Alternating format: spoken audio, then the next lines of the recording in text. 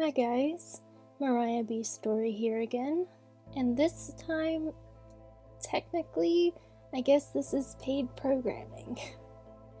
So I was hired to do this commission and I offered to do a video from it for the first time ever. So I actually got paid to make the video. So that's what we're here for. Sorry. It won't be too much like an advertisement though. So as you can see, the lady in the beginning was Taika, and she's a character of a friend of mine who we went to college together. So I had already been exposed to his character Taika and her background story, and of course I'm fond of her. I'm also fond of Patrick's other characters. So the friend is Patrick Blair, and this story that I'm doing the character for is called Apocryphal, and he has another one that I did a really involved commission for.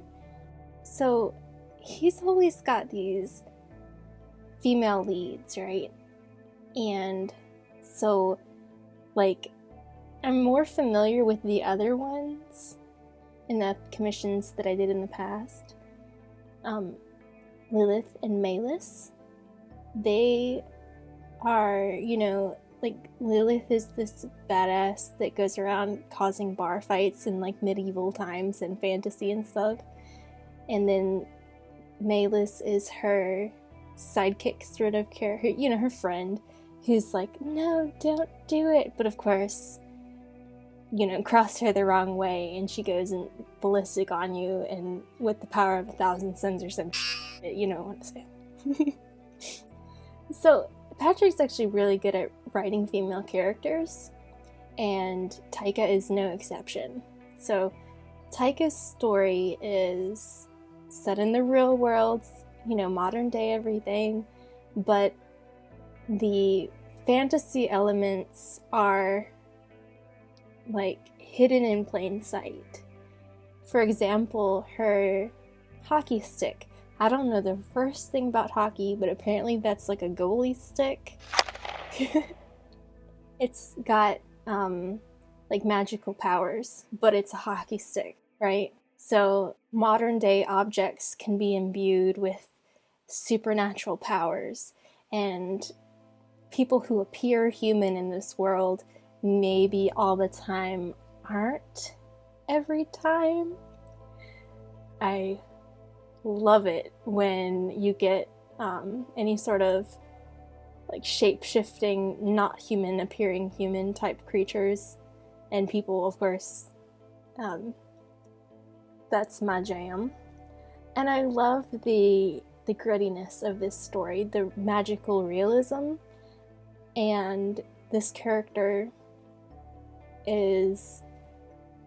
she's like grumpy and angry, and I love it. She's got a good reason for it, though. She's not just grumpy for grumpiness sake. Honestly, Patrick is one of the only males on this planet that I would trust to write a female character. Generally, I don't read books about women written by men. That's beside the point. But Patrick's really good. We have a lot in common for how we like our badass female characters, right? So here I am basically tracing his design for the hockey stick because I was like, I don't know what this is. I don't understand what it looks like in 3D, and I'm too lazy to look it up, so I'm just gonna use this amazing concept art that he has sent me to the maximum that I can before it's just straight up ripping him off. Wow, I think I was about to say something important, but I will go ahead and point out that I was supposed to follow the model on this. But like in the industry, when you're working on model, it means that somebody has designed a character and you're supposed to copy it. The difference between what I'm doing and what dozens of animators will do when they go and draw the same character over and over and over again, always looking exactly the same, is that I was hired to make it look like it's in my style. So Taika here has the same outfit and proportions as she does in Patrick's concept art, but it's in my style. Don't know how else to explain it. Like, my style is just, even with the same proportions, some things do change a little bit in my style. Like, eyes get bigger, probably. No, because his eyes are pretty big to begin with. Patrick's style is kind of manga influenced. I guess, like, the mouth is bigger, the lips are bigger. You know, just generally, she looks like she's done in my style. So, anyway. Yeah. What was I getting to before that tangent, though? Might have been important. I don't know. You see how I'm adding, like, the, I've never done a video where I explain how to do perspective. This is a super, super basic drawing, perspective-wise. It's 2-point perspective. You might think it's 3-point. I mean, shoot. Actually, it probably is 3-point. I always use 3-point. Yes. But you might think it's 1 point, is what I was getting at. And of course it's not. That's what makes it cool, is that it's slightly off from what you think it would be. So that adds the interest. None of the lines line up with the edge of the paper. And that does wonders for your drawing, I promise. So Taika's story, we'll talk about that. Taika's story is that she's grumpy because for the last 7 years, she's been convinced that she saw a monster drag her younger sister down into the bottom of a lake. And so for 7 years, she's been like trying to convince people that she and her sister went out to play on the lake in the ice, and a monster took her. She didn't just drown for no reason. And her community has been steadily disrespecting her, not believing her, telling her, you know, she's stupid and she needs therapy. And, you know, everything she feels, the rebellion that she starts to feel when she realizes she can't rely on anybody. Nobody's gonna believe her. And, you know, the betrayal that you feel when you don't feel anybody's listening to you. Of course, as a kid, you know, that got pulled into her teenage years. And now she's, like, I guess gonna graduate high school eventually, but still nobody believes her. The thing is, though, she witnesses almost the same thing happen years later as a teenager and realizes that she was not crazy. She's thought herself crazy for 7 years already, and then realizes that not only was she telling the truth the whole time, but this thing is gonna kill again. So she goes nuts on it, right? And of course, it's her first time fighting anything supernatural, so she's not gonna win.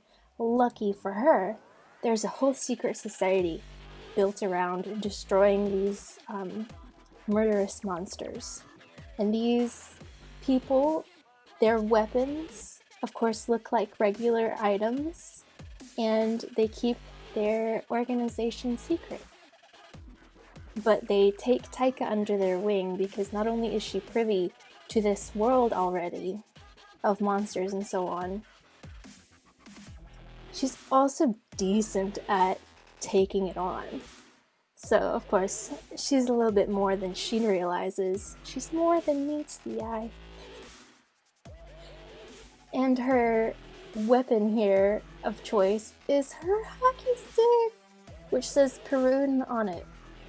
So, Perun, if you're not aware, is the king of the gods in Slavic religion / slash mythology, or let's see, yeah, mythology.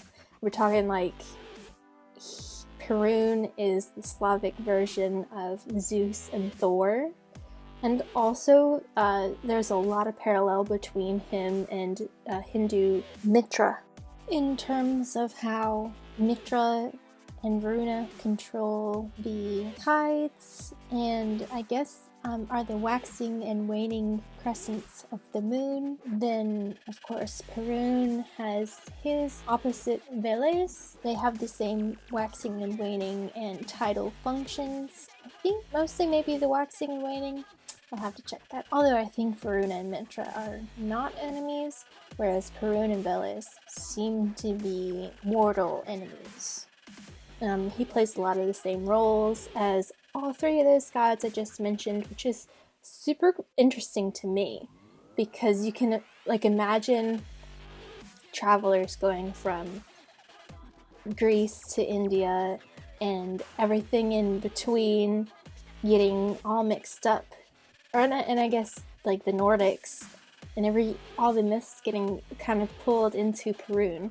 So Perun has these lightning bolts. He's king of thunderbolts and lightning and storms and fertility, and I think that it's interesting he's also got like horses and carts on his list of things that he controls or that he's got of. So one of his main weapons is more of an axe, the Axe of Perun. And I don't know enough about hockey sticks to know if any part's particularly sharp, but this is the hockey stick's glowing part is the Axe of Perun, an electrified axe. And it suits our heroine because, I don't know, she's just so like electrically angry and badass. Also, Patrick came up with the t-shirt logo. I just stuck it on there. So I'm going to take a minute to thank my patrons over on Patreon who tend to get videos early and see my comic in production. And obviously I adore Patrick's work, so you would want to go and follow him. I'm going to put his socials down below. There she is. Hope you enjoyed watching me draw and listening about this character. See you next time. Bye-bye.